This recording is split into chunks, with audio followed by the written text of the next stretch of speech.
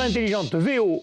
Et la société Péris, partenaire du rugby languedocien, vous présente Série Rugby.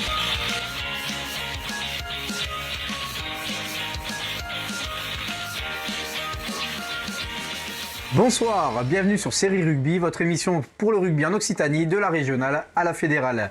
Avec nous ce soir, nos chroniqueurs. Salut Louis. Salut, ça va? Ça va et toi? Ouais, nickel. En forme? Ouais, ça va. Malgré ce froid là qui est arrivé, ça va? Ouais, ça va.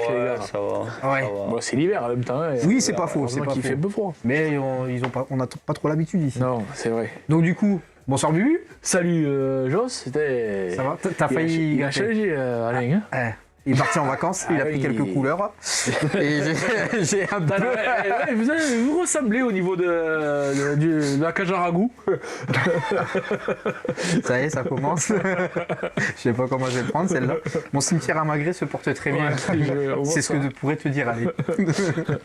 Allez, on va attaquer du coup avec les résultats de la Régionale 3. On va attaquer par la Régionale 3 et la poule 1. Donc, Régional 3, poule 1, les résultats du week-end. Donc, on va attaquer avec le premier match, le stade Montfauconnet contre l'AS Beaulieu.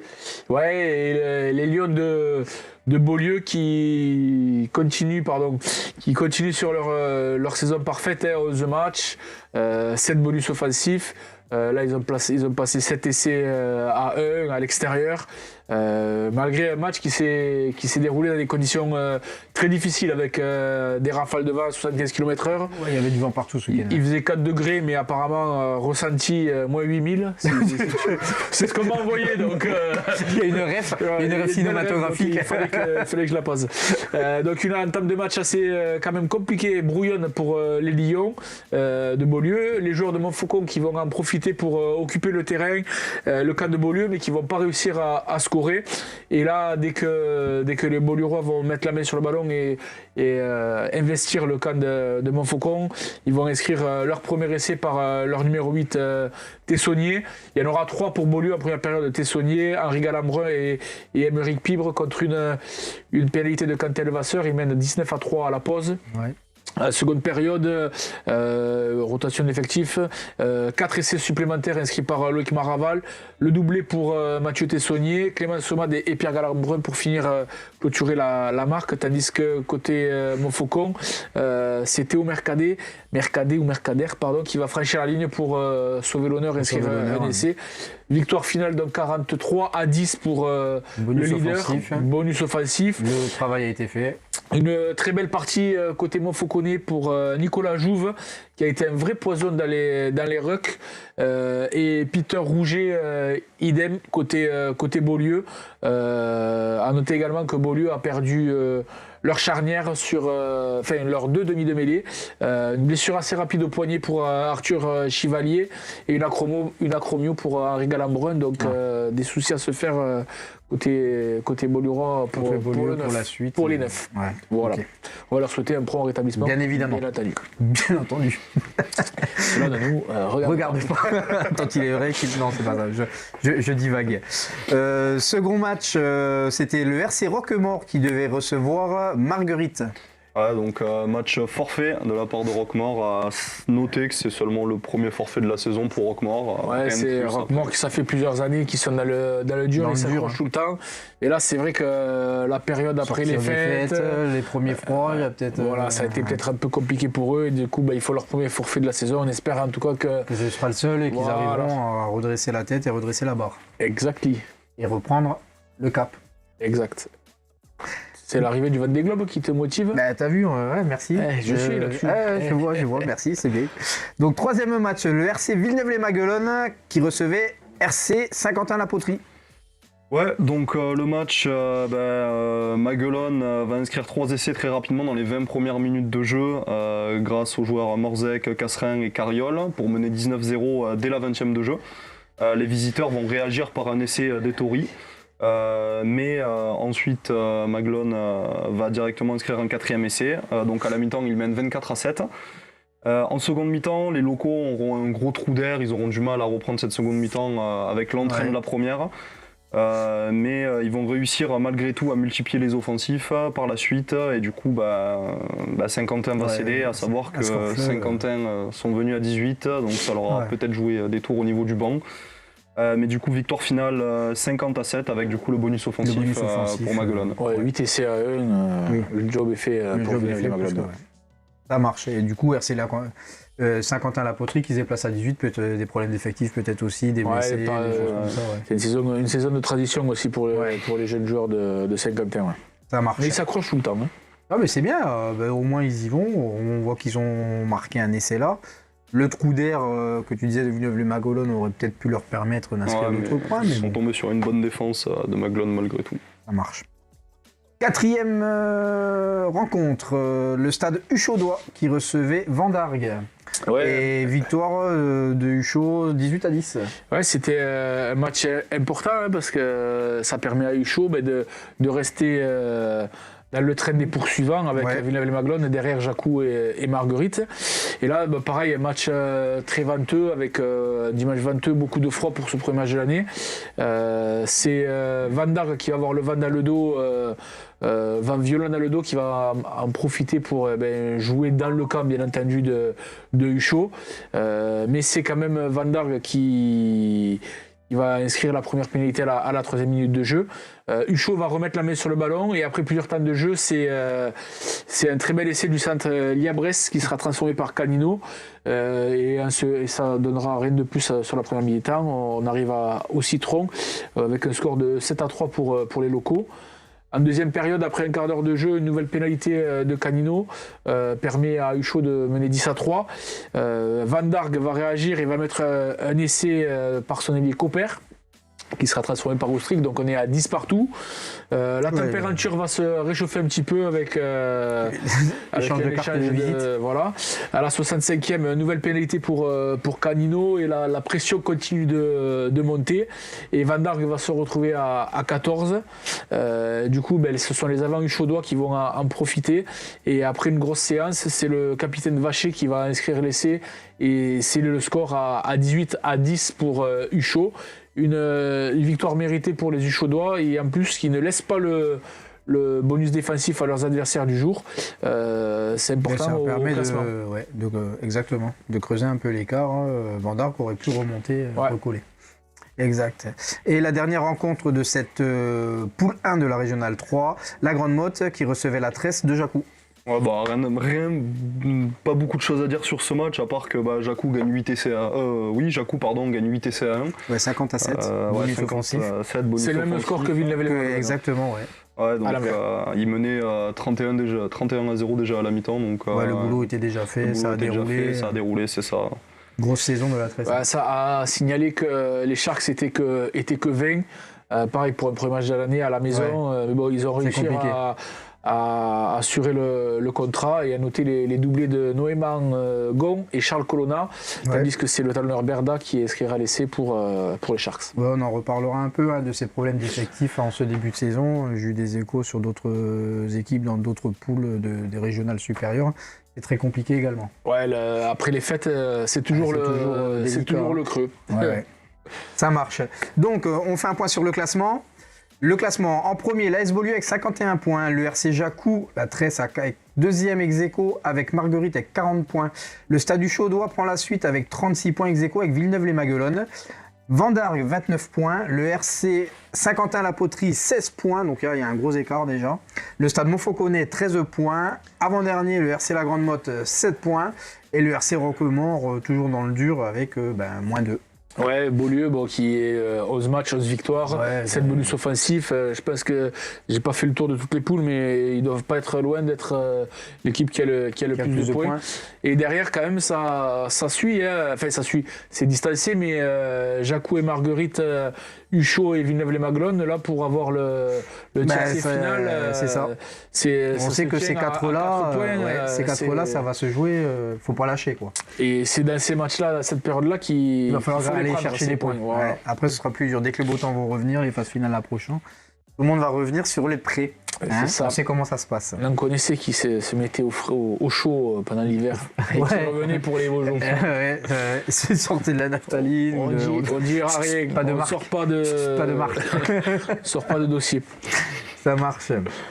Les matchs à venir? Non, ça ce sera vendredi, mon petit. Exact, on va passer à la poule 2, par contre, si tu veux autant bien. pour moi. C'est vraiment parce que tu insistes. Hein. Allez, Régional Poule 2. Premier match, c'était Frontignan qui recevait le stade Bessanais. Et Bessan qui va gagner à l'extérieur 33-30. 33-30, un match qui s'est joué sous un beau temps, avec peu de vent pour une fois. Mais côté Bessanais, c'était un match de reprise après 6 semaines sans jouer. Parce qu'ils étaient exempts le dernier match de décembre et leur dernier match, c'était le 1er décembre. Donc c'était un peu compliqué, surtout dans les débuts de la rencontre. Frontignan qui va les cueillir à froid et qui va marquer un essai sur pick and go dès la 2e minute par Teruel. Sûrement que les Bessanais avaient encore la tête dans la dinde, m'ont-ils dit dans le résumé. On ne veut pas savoir laquelle, mais bon. Ça va justement les réveiller. Les Bessanais vont reprendre la possession et ils vont laisser peu d'opportunités à Thau de venir les inquiéter. Ils vont inscrire 4 essais en 30 minutes par de belles actions de 3 quarts. Les 2 premiers conclus par Caprini et Roch. 3e par Giner qui va faire un petit numéro et il va être à la conclusion d'une relance de 60 mètres. Et le dernier par Auger suite à une transversale de Ludo Brandon dans le couloir. Ça marche. En deuxième période, Thau va marquer, juste avant la mi-temps, Thau va marquer un essai sur une cocotte qui sera conclu par leur arrière. Une belle pénaltouche trouvée de l'arrière, conclue par le capitaine Formato. Et c'est Bessan qui mène 24-15 à la pause. En deuxième période... ça a été disputé tout le long. En deuxième période, ils vont inscrire les Bessanais 2 pénalités supplémentaires. Ils pensaient avoir fait le trou, mais ils vont se faire surprendre. Les joueurs de Frontignan Vedas à la maison, en plus, ils vont inscrire 2 essais d'avant par Riera et Guillet à la 78e. 30 partout. Bessan va avoir une pénalité. Ludo Brandon va la rater, relance de Thau, il va faire une faute, nouvelle pénalité. Et alors j'ai 2 versions. Ça nous intéresse. Je ne vais pas connaître la vraie, mais je vais dire la fausse pour rigoler. Et Ludo va pas trop se sentir, il a un peu mal à la cuisse, il va la laisser à Giner qui va 35 mètres de côté la taper et la passer. C'est bien Ludo Brandon qui va la passer en coin, qui va donner sur le gong les 3 points de la victoire. Victoire 33-30 de Bessan qui s'est fait peur. Mais bravo à Thau qui a cru jusqu'au bout, Thau Vedas, et qui a joué crânement sa chance. Ah oui, qui a même failli les faire passer à la trappe. Bonus défensif, donc match quand même pas à 0 points. C'est ça. Ok, et pareil, c'est des petits points qui peuvent compter à la fin de la saison. Ouais, surtout que là, c'est un peu plus serré que dans l'autre poule. Hormis le leader, on le verra après le classement, mais comme tu dis, tous les points vont compter. Ouais. Deuxième rencontre, c'était le RC Metz qui recevait le RCO Salagou Cœur d'Hérault. Justement. Et Salagou qui s'est promené. Justement, on parlait du leader. Salagou s'est promené, 10-0. Ils vont inscrire 4 essais en 13 minutes avec Bessed, Albagnac. Ils étaient pressés, non? Chenot, je pense qu'ils étaient pressés de se mettre le match tranquille. Après, il y a Bessed et Albagnac qui ajoutent chacun un essai pour porter déjà la mi-temps à 40-0. 4 essais de plus en seconde mi-temps. À noter sur la rencontre un triplé d'Albagnac, un doublé de Bessed, Chenot et le Chenot en doublé. Et pour finir, Sodo et Ferrer qui vont marquer chacun aussi leur essai pour finaliser les 10 essais. Tout le monde y est allé de la fête. C'est ça. Ça marche. Donc Metz un peu dans le dur, quoi. Oui, mais cette saison, c'est un peu compliqué pour eux. Ils avaient fait quand même pas mal de recrues, mais pour l'instant, ça fonctionne pas trop. Ok. Troisième rencontre, le Stade Montpellierin qui recevait l'entente du Val-Espire et Montpellier qui s'impose 41-18. Ouais, les Montpellierins à la maison qui n'ont pas tremblé.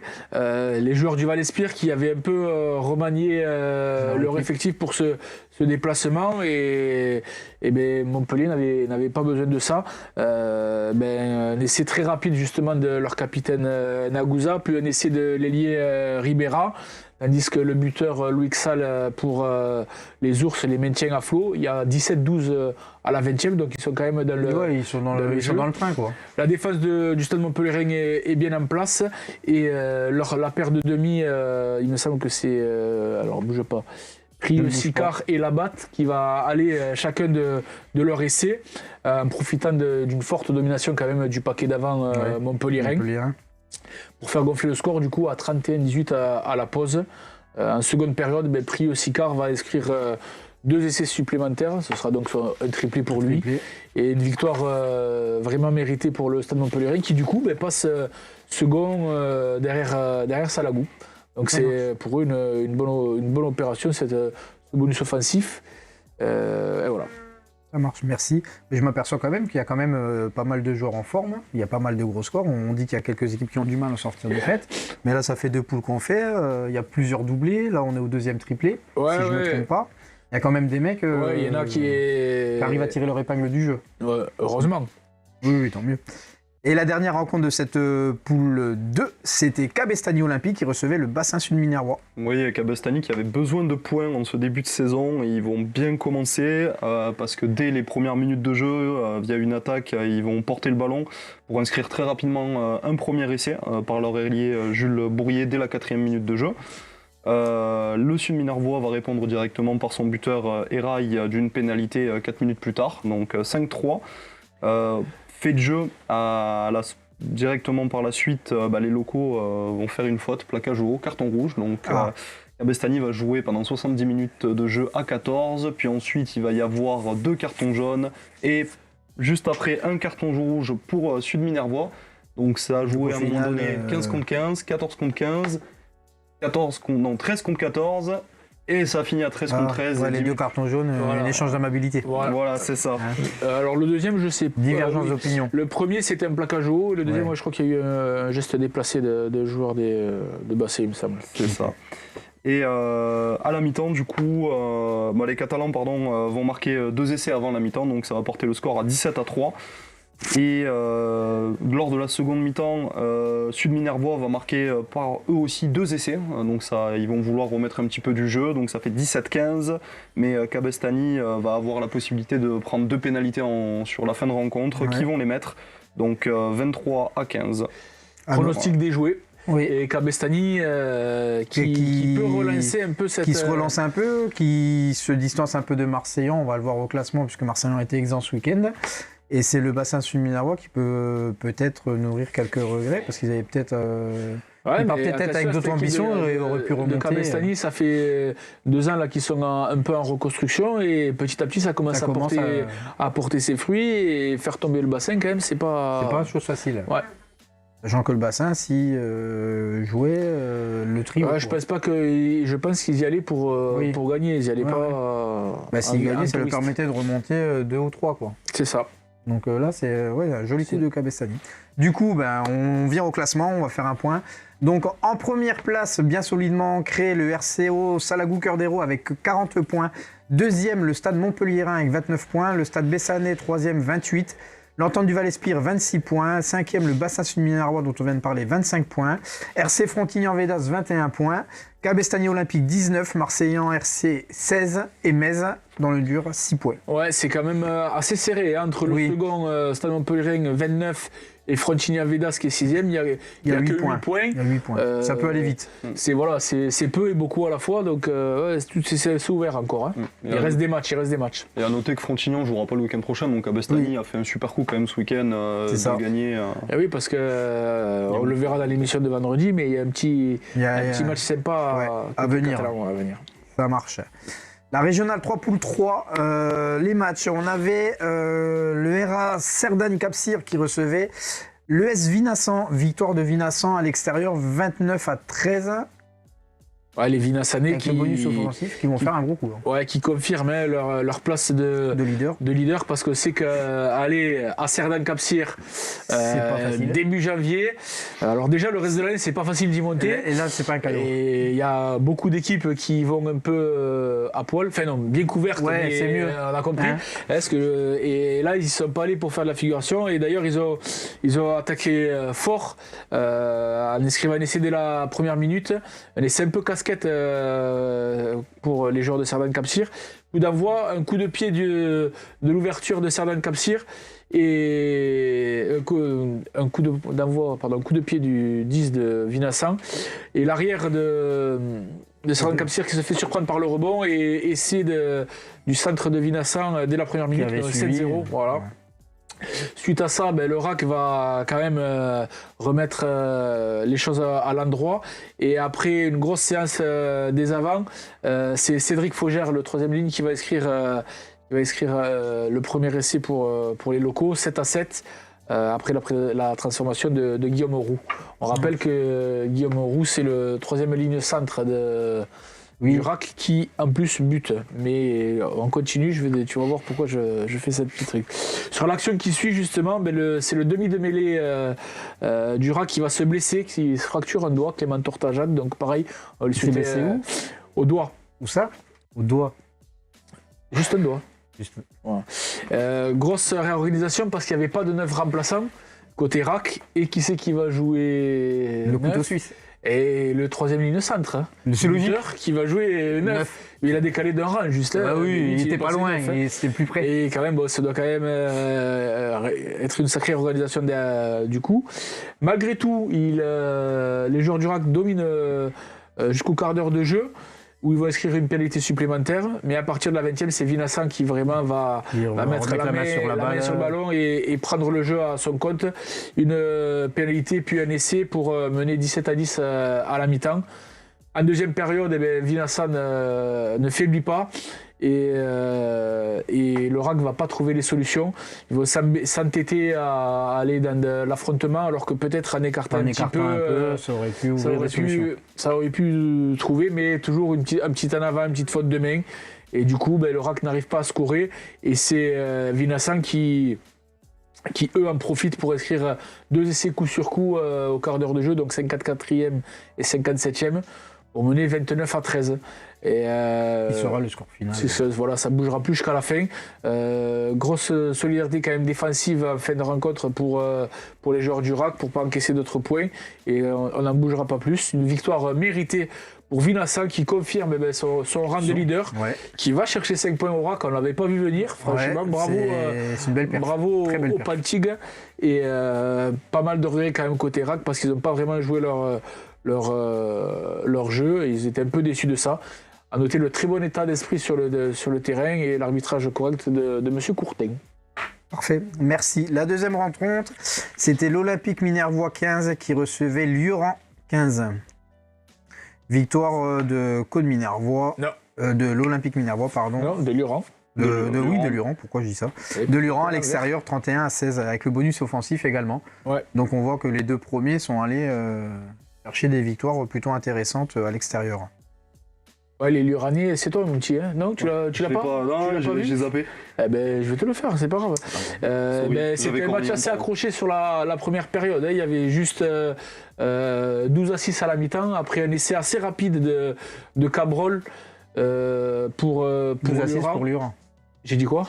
Non, t'as pas précisé. Ah pardon, voilà, 12-6 pour Lioran. Après un essai assez rapide de Cabrol et un second de Somade.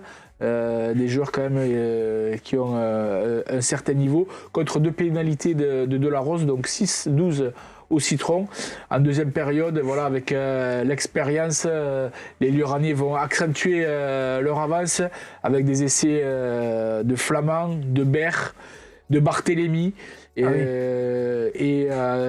fin de rencontre, les locaux vont se ressaisir et inscrire 2 essais par May et Luc. Mais ça ne suffira pas pour enlever le bonus offensif à Lioran, qui eux aussi n'avaient pas joué depuis un petit moment. Puisqu'il y avait eu des forfaits et tout ça.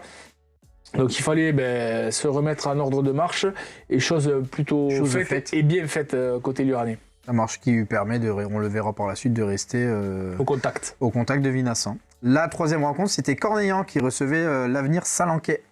Et Cornillan qui s'impose 21-13 à la maison.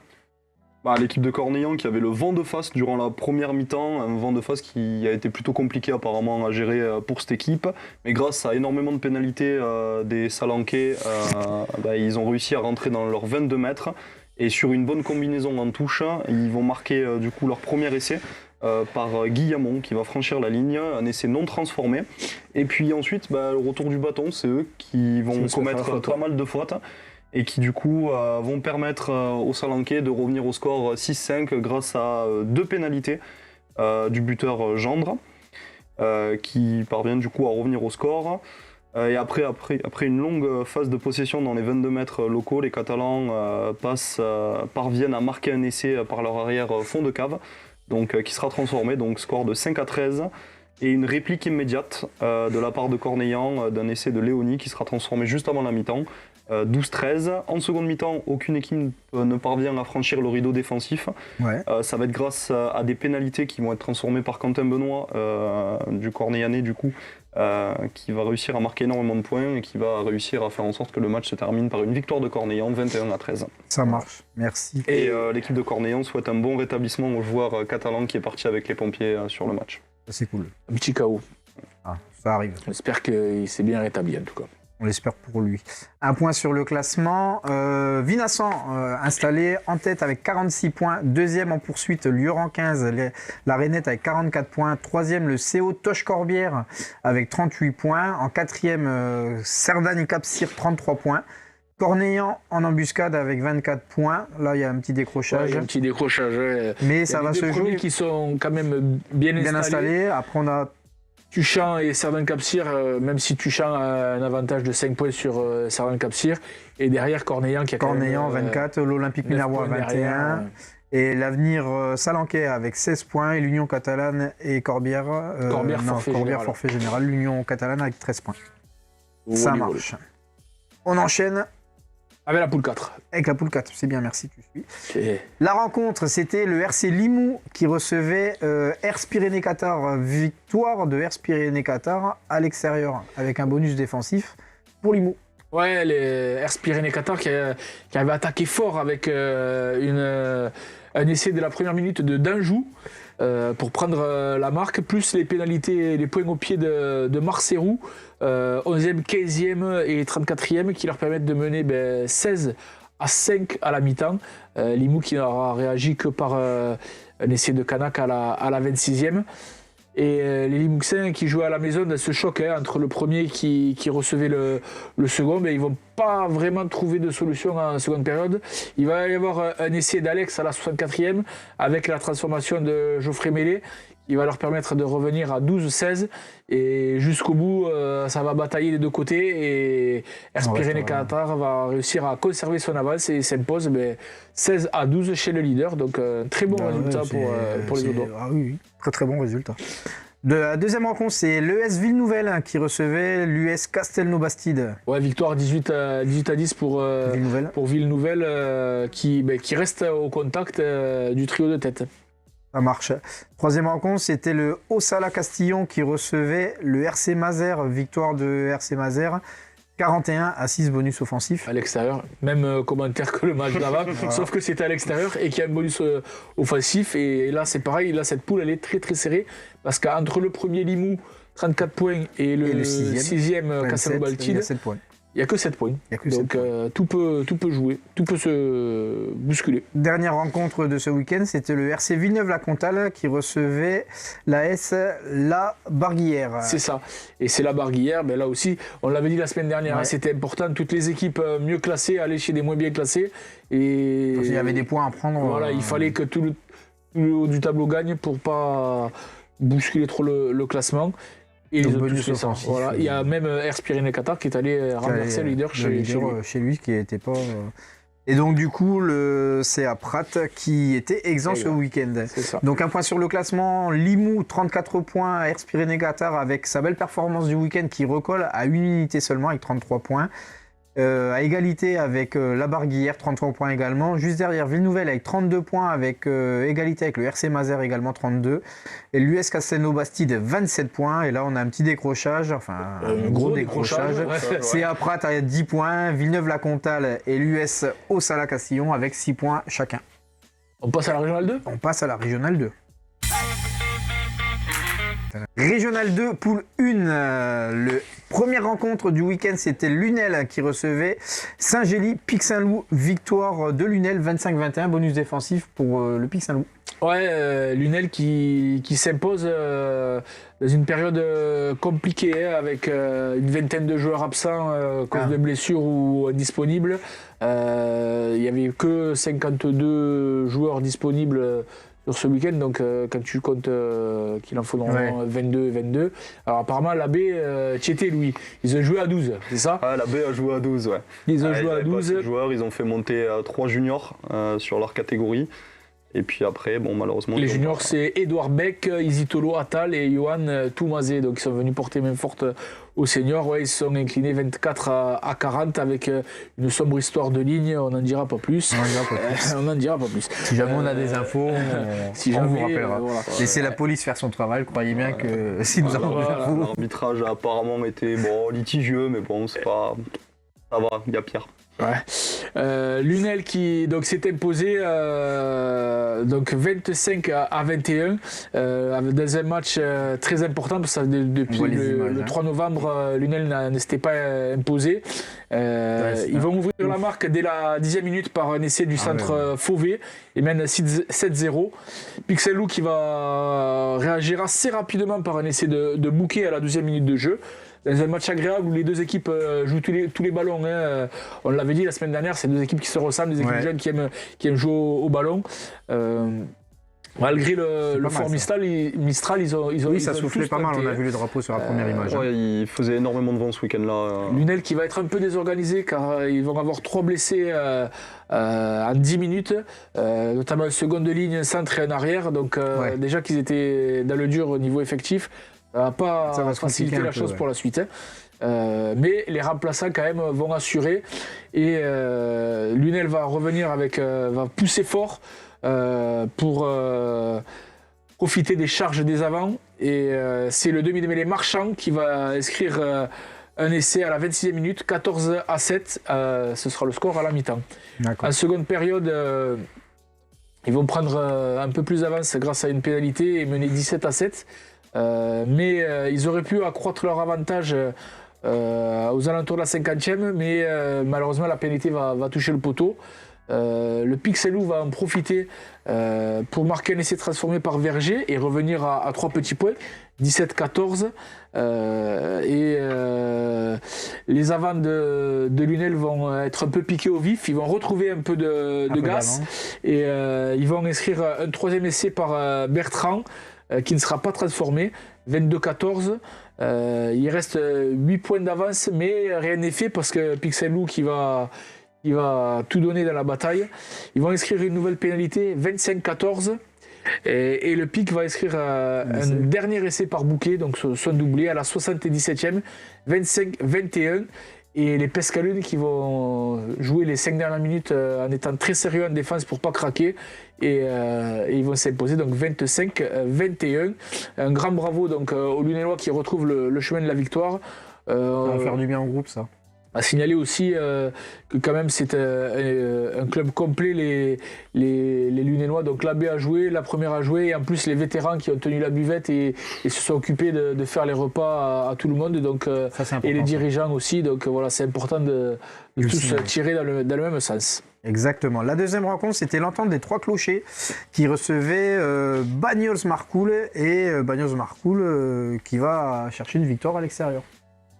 Ouais, donc victoire de Marcoul au stade de Cruzy, donc après une minute d'applaudissements suite au décès du grand-père d'un des joueurs, Dimitri Verger, qui était un ancien dirigeant et un ancien joueur du club. Donc le match se disputait avec un vent fort et froid quasiment sur toutes les rencontres du week-end dans tous les cas. Dès la 12e minute de jeu, il y a un essai en coin du 3e ligne d'Arnay. Après 24e, Marcoul répondait par un essai après une mêlée par son centre et buteur Loïc Besconte. À la 34e minute de jeu, pénalité pour les visiteurs qui passent 5-8 du coup. À la 42e minute de jeu, contestation des visiteurs auprès de l'arbitre, 10 mètres de plus, pénal touche, molle, et c'est collectif. Du coup, à la mi-temps, c'est les 3 clochers qui mènent 10-8. Au quart d'heure de jeu en seconde mi-temps, mêlé sur les 5 mètres et nouvel essai pour le centre Bescon pour Marcoul, donc 10-15. Les visiteurs passeront une pénalité via Tony Calmel. Et, non, Tony Calmel, c'est le buteur des 3 clochers. Les 3 clochers. C'est Bescon le buteur. Voilà. Ils vont passer une pénalité et c'est Tony Calmel qui va mettre mettra. Oui, pardon, excuse-moi.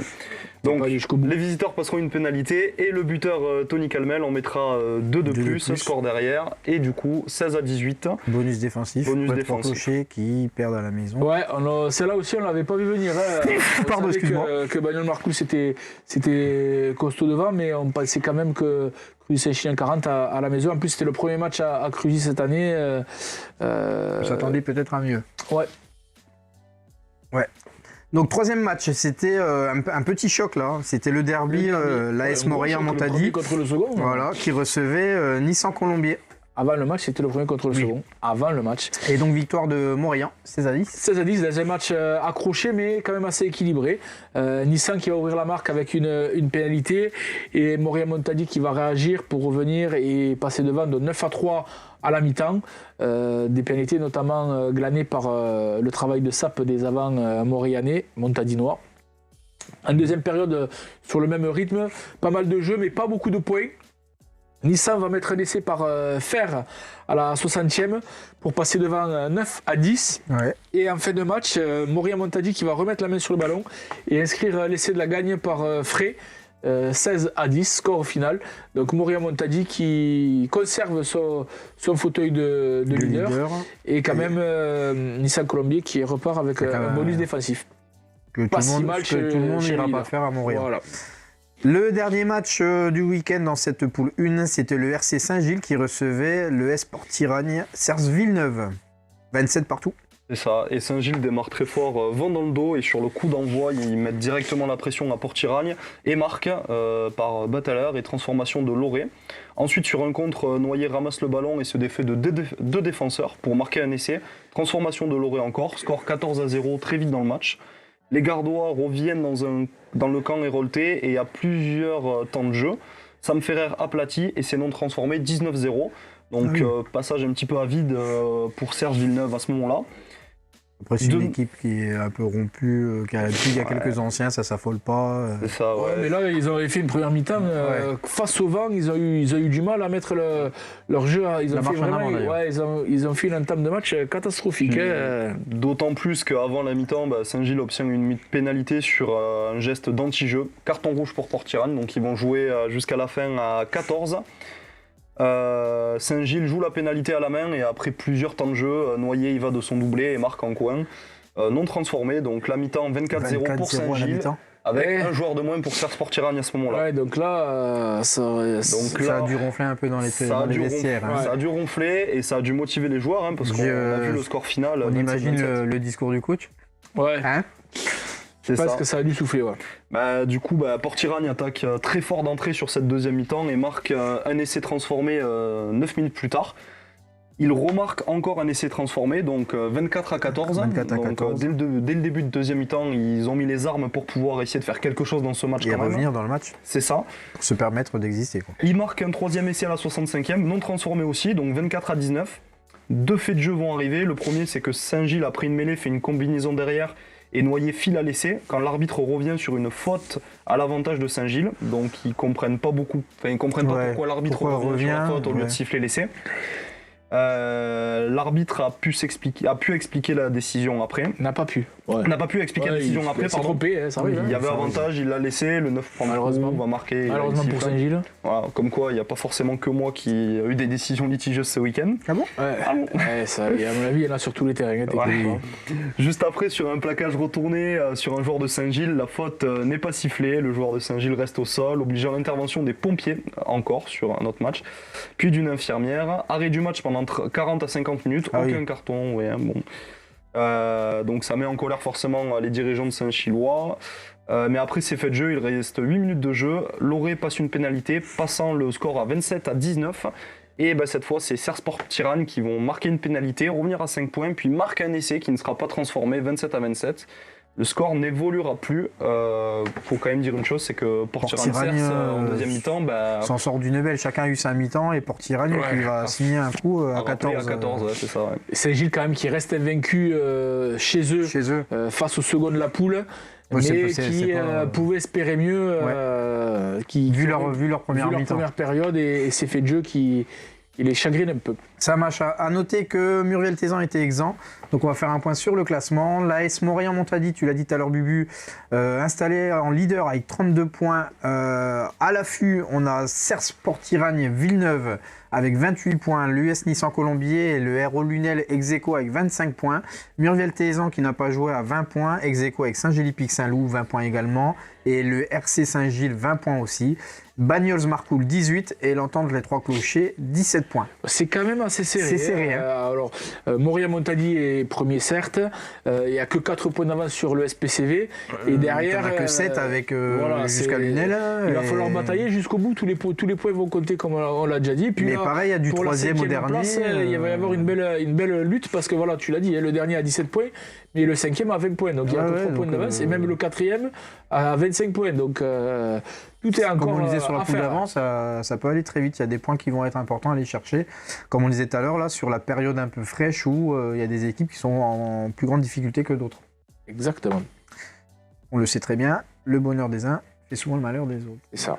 Allez, on va passer à la poule suivante. La poule 2, on enchaîne. Ce week-end, se sont joués le week-end dernier, Ponteilla qui recevait le RC Alaric. Victoire de Ponteilla, 22-6, bonus offensif pour les locaux. Et Ponteilla qui l'emporte face à une équipe audoise et qui est vraiment dans le dur cette saison. Ponteilla qui démarre avec le vent dans le dos, qui va inscrire rapidement un essai par Saez dès la 5e minute de jeu. Tu le vois, la caméra elle tremble et tout. Essai qui sera transformé par Pernod. Et non, c'est pas Jean-Pierre, commence pas. Une pénalité de chaque côté va porter le score à 10-3 et avant la pause, Alaric va mettre une seconde, 10-6 à la mi-temps. En seconde période, Alaric ne va pas réussir à marquer le moindre point malgré l'appui du vent. Et au contraire, c'est Ponteilla avec toute la furia catalane va marquer 2 essais supplémentaires par Christopher Roger et Thibaut Renard. Victoire bonifiée pour Ponteilla qui réalise un beau match malgré le vent violent. Ah oui, ça souffle. Si tu ouvres le parasol, tu finis à la mer. Ah, tu tapes au pied, elle revient à toi. Il revient à toi le ballon. Ouais. On appelle une chandule. Une chandelle qui recule. Ouais.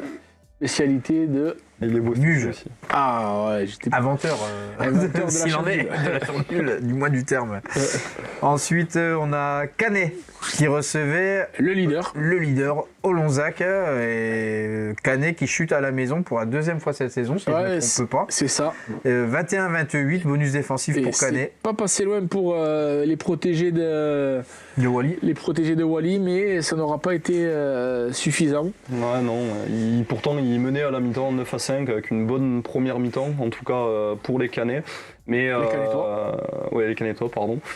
Mais au retour du vestiaire, ils se prennent un carton rouge qui font qu'ils vont jouer à 14. Et là, Olonzac. Le plaqueur Gangloff là, qui prend un carton rouge sur un plaquage un peu haut, un plaquage cathédrale. Ouais, voilà. C'est ça. Et du coup, Olonzac vont profiter parce qu'ils marquent 3 essais en deuxième mi-temps. Dalbo à la 45e, Cosinus à la 52e et Fous en fin du match à la 79e. Qui a pris la tangente. Voilà, c'est ça, tu voulais la faire. Je voulais la faire. Et surtout, il faut retenir que Canet va vraiment accrocher Olonzac et Olonzac va s'en sortir à la dernière minute par un essai donc, de Fous qui sera transformé par Rémi, amené par Cosinus, auteur d'une prestation XXL. Parfait. Ensuite, on a l'US Côte-Rocheuse qui recevait le rugby de l'Entente Cabardès. Victoire de l'US Côte-Rocheuse, 25-14.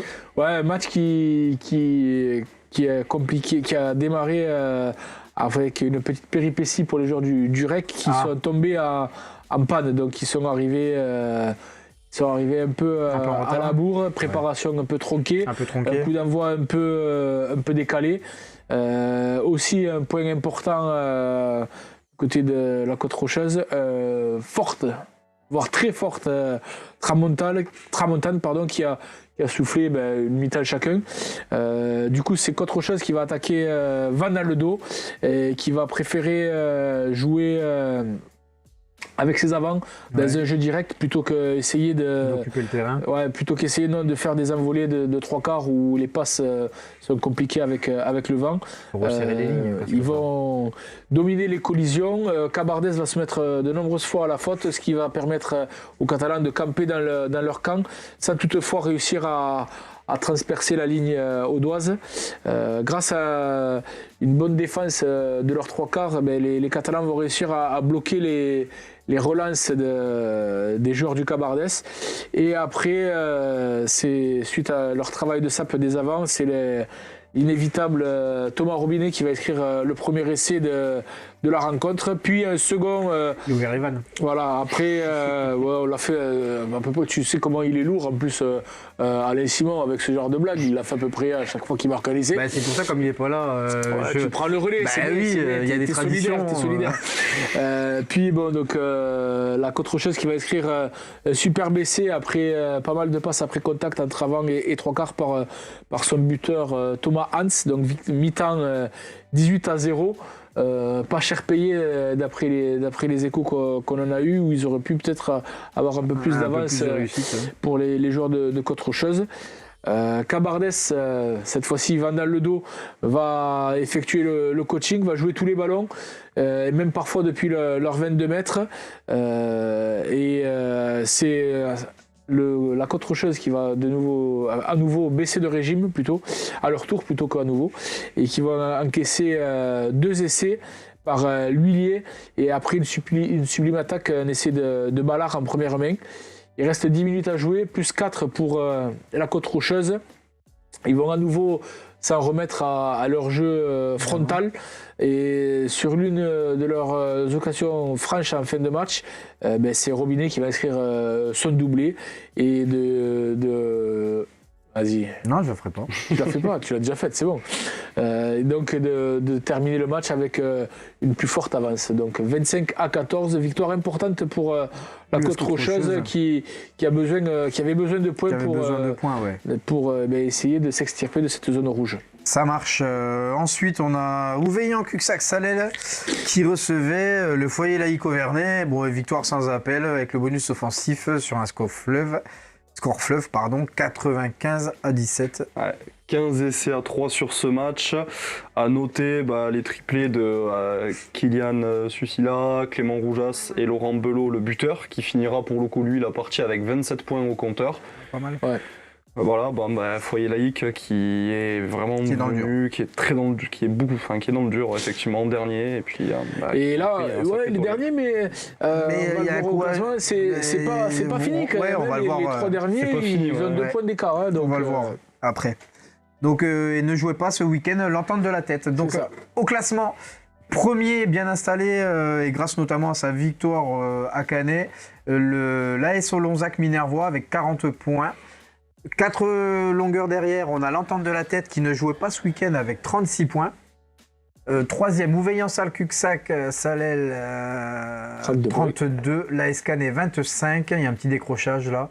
Ponteilla 25 également, Rugby Entente Cabardès 23, le RC Alaric 11 points, l'US Côte Rocheuse 10 points, et comme tu le disais tout à l'heure, le Foyer laïque Auvernais 9 points.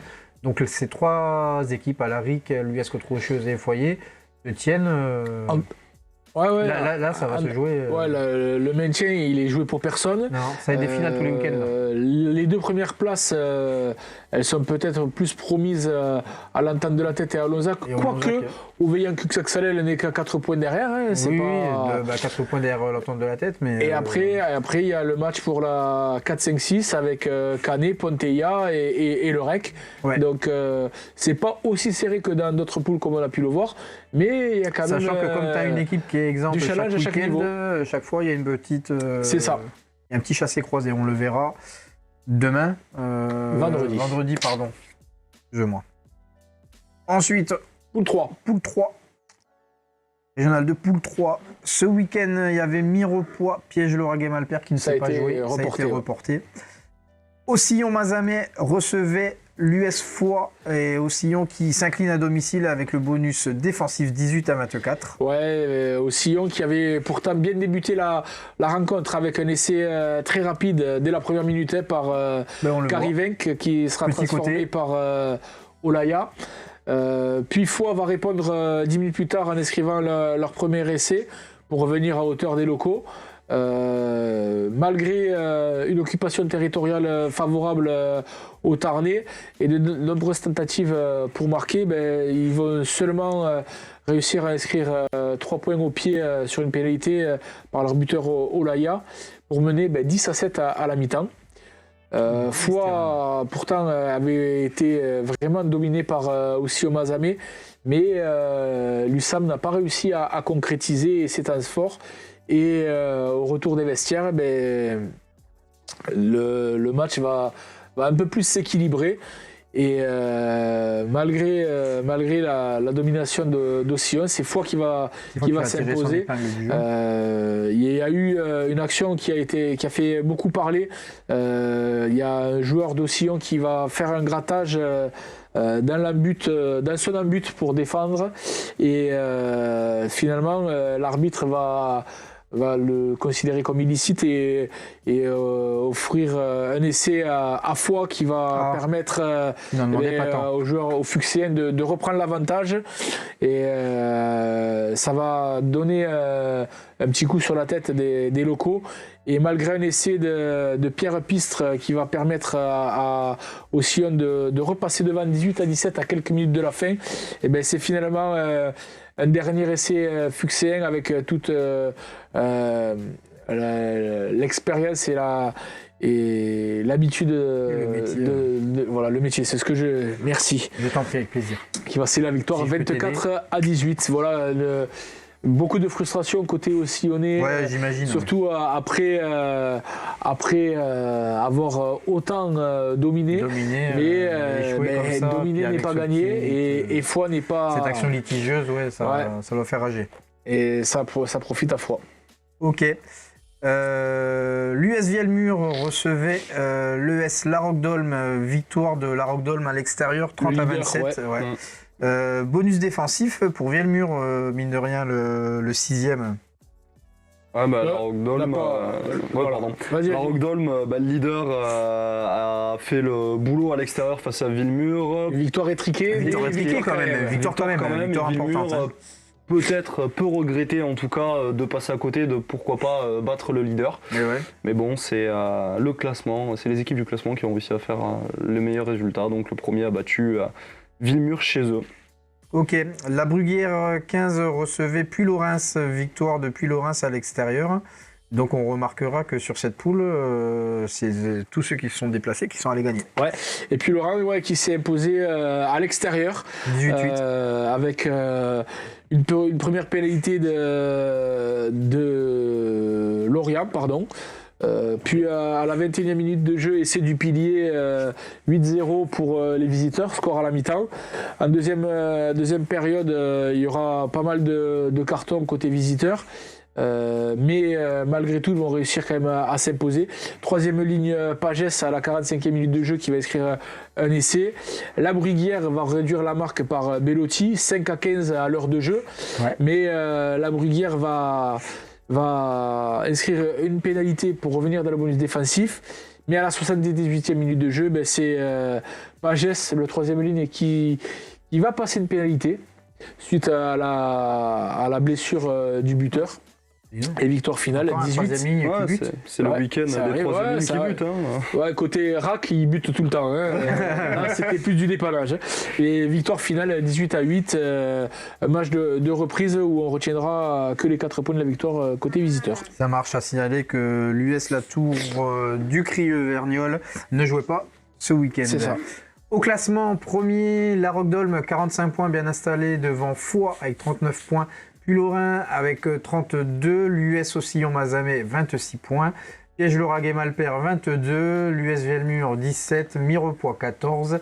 Et là, il y a un gros creux. L'US La Tour du Crieu-Vergnol 4 points. Et l'OL La Bruguière 15, 3 points.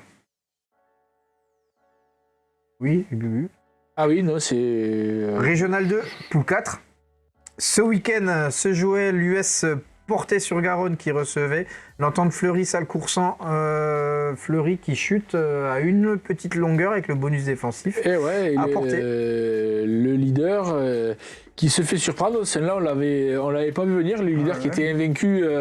D'ailleurs, on avait dit qu'ils allaient s'imposer et ils sont pas passés loin. Et ben, Portet-sur-Garonne nous a fait mentir. 21-3 à la mi-temps après une première période plutôt intéressante. Ah oui. Mais en seconde période, les joueurs de Portet vont réussir à inverser la tendance. Les joueurs de Fleury-Salcoursan qui vont prendre plusieurs cartons blancs, quelques fautes, qui perdent des ballons en touche, et Portet n'en demandait pas tant. Ils vont grappiller petit à petit, ils vont revenir, et sur une interception à la fin de la rencontre, ils vont même chipper la victoire 22-21, les hommes de Julien Galland qui s'imposent et qui font tomber le leader. Félicitations. On pensait que Fleury avait toutes les cartes en main pour continuer sa série d'invincibilité. Et bravo à Portet. Ouais, bravo. Le rugby Pays d'Olme recevait l'US Ramonville. Saint-Agne. Ramonville s'impose à l'extérieur, 25-22, bonus défensif pour le Pays d'Olme. C'est ça. Ensuite, on avait l'AC Labastide-Beauvoir qui recevait la JS Caraman. Caraman qui s'impose avec le bonus offensif 38-3.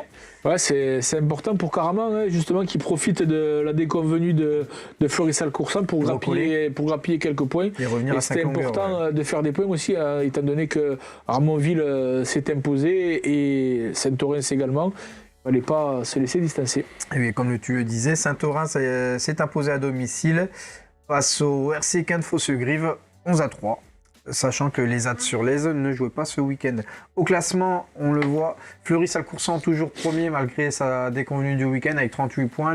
La Jeunesse Caraman, 33 points. US Ramonville-Saint-Agne, 30 points. Les Ads-sur-Lez, 26 points malgré le fait qu'ils ne jouaient pas. C'est ça. Saint-Orens, 25 points. Quinte-Fossegrive, 22. US Portet-sur-Garonne, 20 points. Pays d'Olme, 12.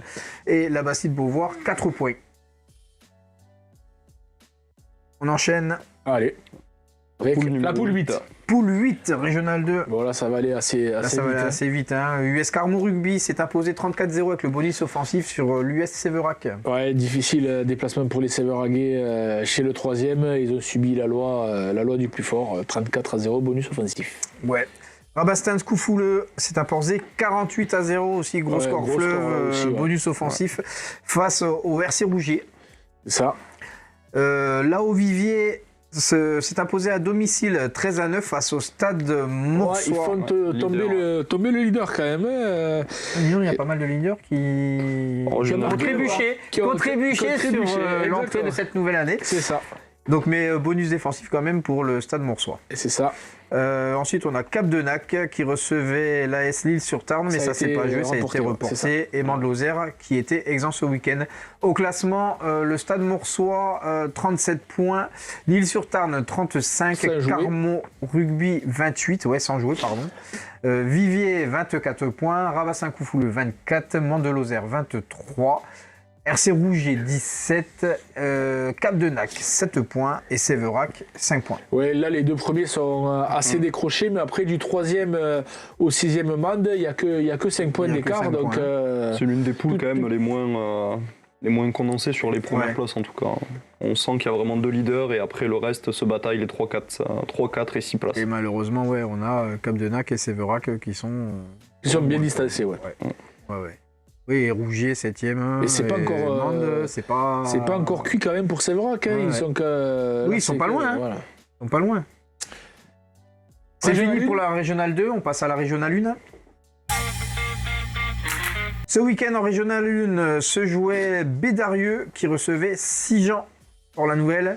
Victoire de Sigean sur les terres de Bédarieux. Celle-là, on l'avait pas vu venir aussi, parce que on avait dit que Sigean s'était imposé avec un gros score en plus au match aller. Donc on pensait que Bédarieux allait rendre l'appareil voilà, au Sijanais et on s'est trompé. Et c'est Sijan pour la nouvelle qui va s'imposer donc 19-16 au stade René Char. Les Bédariciens qui ne font pas une bonne entame, c'est Arthur Iniesta qui va ouvrir la marque avec une pénalité. Les joueurs de Bédarieux égalisent avec une pénalité de leur buteur Sissot. Ils vont même passer devant après une belle cocotte sur 20 mètres en marquant le premier essai par Julien Herzl. C'est ce qu'on est en train de voir. Voilà. Aux images, hein. 8-3. Ils vont inscrire un second essai en coin par Samuel Delbrook pour mener 13-3. Mais sur la dernière action de la première mi-temps, c'est Sijan qui, après une attaque en première main, on saute le premier centre pour Benjamin Bertuel qui transperce et qui va marquer, ce qui fait recoller les Sijanais 13-10 à la mi-temps.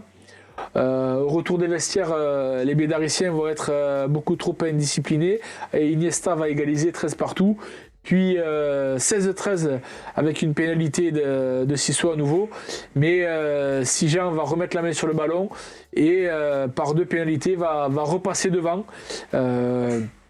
Bédarieux aura les munitions avec le ballon à 5 minutes de la fin où vont pilonner la ligne audoise, mais ça va rien donner, ça ne va rien donner. Et Sijan va s'imposer 19-16. Le meilleur a gagné des commentaires qu'on en a eu qui nous venaient de Bédarieux en plus. Donc beaucoup trop d'approximation, d'indiscipline et d'errance défensive. Face à une équipe de Sijan qui a fait le match parfait pour s'imposer à l'extérieur. Bravo à eux. Ouais, belle perf. Ensuite, on a l'US Mias qui recevait le RC Plage d'Orbe. Et là, Mias qui s'impose avec le bonus offensif, 46-3. Alors là... là, c'est le leader qui vraiment a montré en cette nouvelle année. Qui s'impose.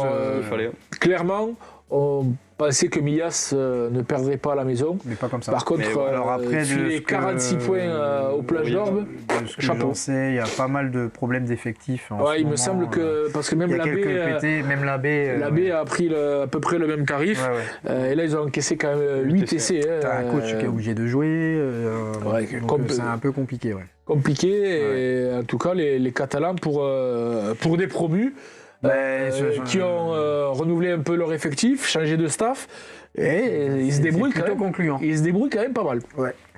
Ensuite, on a Poussan qui recevait les Rives d'Orbe et les Rives d'Orbe qui vont s'en poser 31-0 avec le bonus offensif.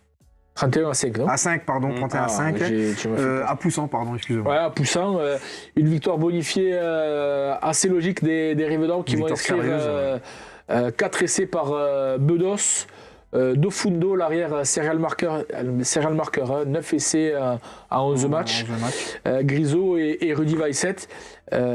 Poussin va inscrire l'essai pour sauver l'honneur à 10 minutes de la fin, mais n'enlèvera pas le point de bonus offensif aux Rives qui se replace en embuscade dans le quatuor de tête de cette poule. Et on le va voir parce que rien n'est joué sur celle-là elle est bien serrée. Elle est vraiment bien serrée. Revel recevait Uzès et s'est imposé 18-6 bonus offensif. Ouais, c'était un match plutôt équilibré dans un premier temps, avec à la 15e minute de jeu 3-3 avec un drop de Calvo pour Revel et une pénalité de Fabre pour Uzès. Ensuite, Revel a réussi à trouver la faille à la 20e en écartant pour un essai de Kevin Almaric. Ensuite, de la 20e à la 40e, ils ont pris 2 cartons. Revel, donc Uzès, était en supériorité numérique et ils ont réussi à marquer une pénalité juste avant la mi-temps. Grâce à ça, donc 8-6 à la mi-temps. Après une reprise équilibrée, Revel va marquer 2 essais. Revel. Tu veux que je me fasse assassiner, toi, Revel. Ça a le mérite de te réveiller. Oui, ça m'a bien réveillé. Mais c'est Revel. Va marquer du coup 2 essais coup sur coup à la 52e et à la 55e de jeu, pour amener le score 18-6, et même en fin de match, même à 13, en fin de match, ils vont réussir à conserver ce bonus offensif jusqu'à la fin. Parfait. Et la dernière rencontre, c'était Moggio Carnon qui recevait Espalion. Victoire d'Espalion à l'extérieur, 40 à 23. Décidément, je ne sais pas pourquoi je parle de 0. Avec le bonus offensif. Ouais, et pourtant Moggio Carnon, mais je vais y arriver, aura fait 2 belles entames de mi-temps qui vont inscrire 2 essais transformés dans les premières minutes de chaque mi-temps. Alric à la 6e et Poyol à la 43e. Mais Espalion, sans s'affoler, va à chaque fois réagir et revenir assez rapidement au score. D'abord en première période par une pénalité de Pupier, puis un essai de Keila. 11-7 pour les visiteurs à la mi-temps, c'était quand même assez serré. Ouais. Les locaux sont dans les clous. En seconde période, avec leur second essai, ils reprennent le score, mais Espalion va réagir immédiatement et repasser devant avec un essai de Durand. Le buteur Hérolté des Minotaures va inscrire 2 pénalités pour reprendre l'avantage 20-18 à la 51e minute de jeu. Mais Espalion, petit à petit, va imposer son jeu et va réussir à se détacher avec un nouvel essai de Durand. Puis ils vont aller chercher le bonus dans les dernières minutes, sûrement plus frais physiquement, grâce à 2 essais d'Albenck et Rosière dans les 5 dernières minutes. 40-23. Mais Moggio qui a quand même fait une belle partie 1 heure durant. Ça marche. Le problème, c'est que... oui, le problème c'est que Moggio cette année c'est compliqué, ils n'y arrivent pas. Ça marche. Donc au classement de cette poule 1 de Régional 1, premier Mias avec 39 points. Donc comme on l'a dit, vous allez voir, c'est très serré. Ouais, c'est très serré. Premier Mias 39 points, deuxième Espalion 36 points, troisième 6 Jean pour la Nouvelle avec 35 points, le CAB d'Arieux à 34 points, le Rive d'Orbe ex-aequo 34 points.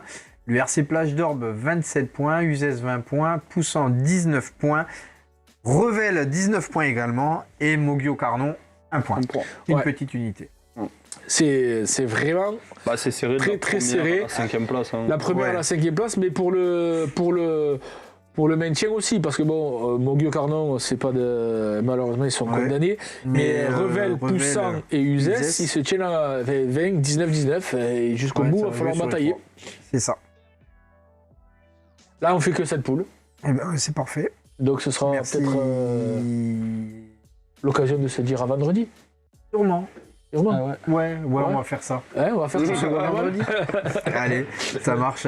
Merci les garçons, merci Louis, merci Bubu. Avec plaisir. On se voit vendredi pour les pronos. Et transpirez bien. Sur tous les terrains. Merci, bonne soirée.